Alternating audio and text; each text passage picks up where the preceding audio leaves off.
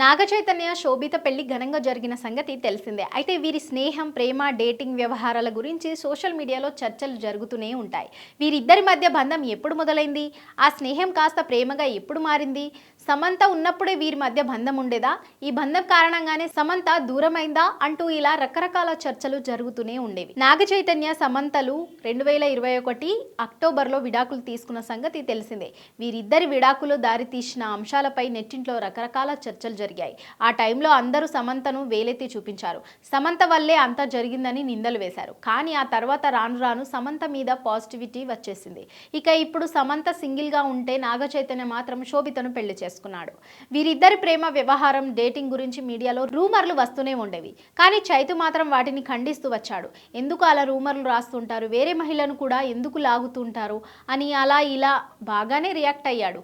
Cut చేస్తే ఆ మహిళతోనే ప్రేమలో ఉన్నట్లుగా ప్రకటించేశాడు. ఎంగేజ్మెంట్ను సైలెంట్గా కానిచ్చేశాడు.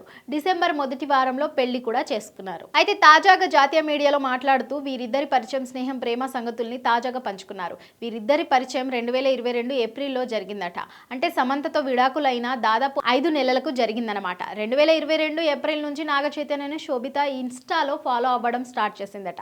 తన పోస్టులను చైతు లైకులు కొడుతూ ఉండేవాడట. తమ ఇద్దరికి ఫుడ్ అంటే ఇష్టమని, కలిసినప్పుడు అలా ఫుడ్ గురించే ఎక్కువగా మాట్లాడుకునే వాళ్ళమని చెప్పుకొచ్చారు.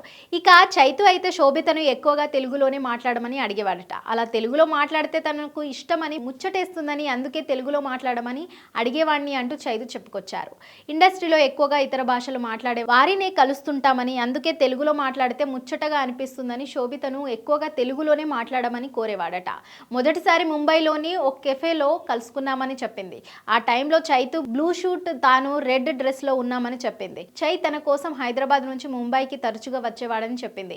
ఆపై ఓసారి కర్ణాటకలోని ఓ పార్కుకి వెళ్ళామని చెప్పింది. ఒకరినొకరు గోరింటాకు కూడా పెట్టుకునే వాళ్ళమని చెప్పుకొచ్చింది.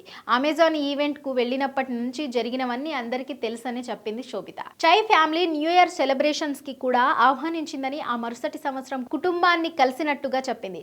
తామిద్దరం ఒకరినొకరు అర్థం చేసుకున్నాక గోవాలో పెళ్లి ప్రపోజల్ చేసుకున్నామని చెప్పుకొచ్చింది.